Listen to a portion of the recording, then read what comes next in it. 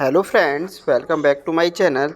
आज देखिए mechanical third semester का बीएमई का पेपर था, उसका पेपर डिस्कशन कर रहा हूँ। देखिए सारे क्वेश्चन वीडियो में से ही आए हैं अधिकतर जो हमने बताया। देखिए सबसे पहले था ऑब्जेक्टिव क्वेश्चन। ऑब्जेक्टिव क्वेश्चन में पहला क्वेश्चन था unit of energy and SI unit is. SI unit में एनर्जी की यूनिट क्या होती है? हमारी जूल होती है, ये सभी को पता है। इसका सही आंसर क्या था? ए था। इसके बाद देखिए दूसरा क्वेश्चन हमारा था कि फायर ट्यूब बॉयलर किस तरीके के बॉयलर होते हैं। तो फायर ट्यूब बॉयलर किस तरीके के बॉयलर होते हैं? ये एक इंटरनली फायर्ड बॉयलर होते हैं जो फायर ट्यूब बॉयलर्स होते हैं, ठीक है। उसके बाद देखिए जो हमारा तीसरा क्वेश्चन था, देखिए जो हमारा तीसरा क्वेश्चन था वो था कि spark ignition works on. Spark ignition engine कौन सी साइकिल पे बेस होते हैं? तो ये पेट्रोल इंजन कहलाते हैं। और ये किस पे बेस होते हैं? हमारे ऑटो साइकिल पे बेस होते हैं। इसके बाद देखिए नेक्स्ट हमारा था कि in which operation tool does not rotate. इनमें से किस ऑपरेशन में टूल रोटेट नहीं करता है? तो इसका सही आंसर हमारा क्या था? प्लानिंग था। क्योंकि प्लानिंग ऑपरेशन में जो हमारा वर्क पीस होता है वो क्या रहता है? वर्क पीस रोटेट करता है, जबकि नीचे लगा रहता है टूल, वो फिक्स रहता है। इसके ऊपर हम क्या करते हैं? टू एंड फ्रो मोशन कराते हैं। ये हमारी कौन सी प्रोसेस होती है? प्लानिंग ऑपरेशन होती है, ठीक है। इसमें जो प्लानिंग ऑपरेशन होता है इसमें टूल मूव नहीं करता है, वर्क पीस मूव करता है, ठीक है। इसका करेक्ट आंसर क्या था? ए।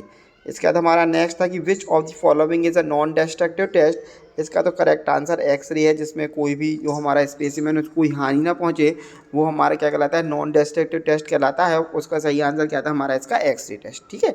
उसके बाद जो हमारा नेक्स्ट था define heat engine. Heat engine को डिफाइन करना था, हीट इंजन क्या होता है, ठीक है। तो बहुत ही आसान तक हीट एनर्जी क्या करता है? एक टेम्परेचर से हीट लेके क्या करता है? वर्क डन करता है, ठीक है। जो देखिए जो टॉपिक बताए गए थे उसमें देखिए हीट इंजन था, हीट इंजन, हीट पंप और रेफ्रिजरेटर। तो देखिए इसमें हीट इंजन था वो आया है। इसमें से हीट इंजन आपको बिल्कुल से एग्जाम में आया है। और उसके बाद फर्स्ट लॉ सेकंड लॉ दोनों वो भी आए हुए हैं, ठीक है। तो देखिए हीट इंजन जैसा बताया गया था वैसा ही लिखना था। उसके बाद state first law of thermodynamics बहुत ही इजी था। Energy can neither be created not destroy, it can only be convert from one form to another form. इसका सही आंसर था। उसके बाद डिफाइन दी फॉलोइंग प्रोसेस। हमें स्टेट को डिफाइन करना था, प्रोसेस को और साइकिल को। बहुत ईजी था।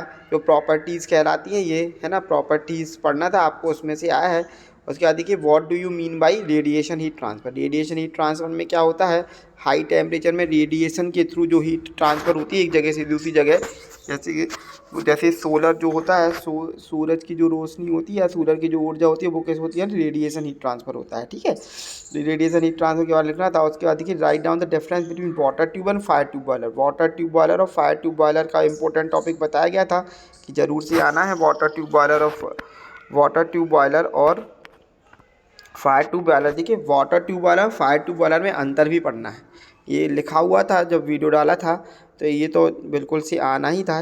देखो ये वाला क्वेश्चन भी आया। उसके बाद देखिए नेक्स्ट हमारा क्या था? Explain the working of Babcock and Wilcox boiler.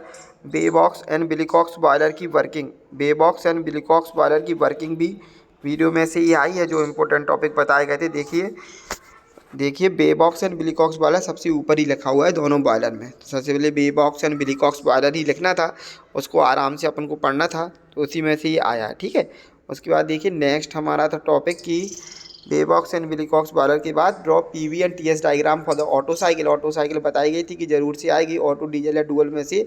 और comparison between 2 stroke and 4 stroke के बीच में लिखना था, ठीक है। उसके बाद बेसिक डिफरेंस लिखना था इम्पल्स और रिएक्शन टरबाइन में।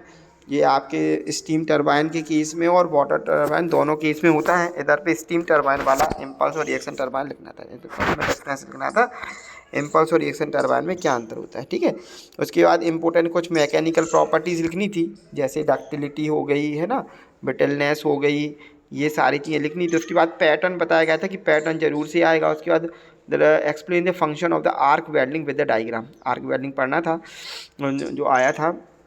उसके बाद what is drilling process, drilling process के बारे में आया था। फिर milling machine with the diagram और construction of the shaper machine tool with sketch, ये क्वेश्चन आया था, ठीक है। उसके बाद रेफ्रिजरेटर क्या होता है और explain the following thermodynamic processes कुछ थर्मोडायनेमिक प्रोसेस को एक्सप्लेन करने के लिए आया था। एडियाबैटिक प्रोसेस क्या कहलाती है और आइसोबारिक प्रोसेस कहलाती है कांस्टेंट प्रेशर प्रोसेस, और एडियाबैटिक प्रोसेस कहलाती है इसमें हीट ट्रांसफर नहीं होता, DQ बराबर क्या होता है, 0 होता है। इससे नेक्स्ट में सेकंड लॉ ऑफ थर्मोडायनेमिक्स आया था। उसके बाद what is the function of grinding machine आई थी, और write down the working of the lathe machine, और उसके बाद एक न्यूमेरिकल आया था अपना। ठीक है, तो पेपर सारा वीडियो में से ही आया था।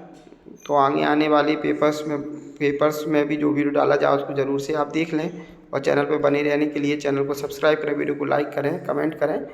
बहुत बहुत धन्यवाद। जय श्री राम।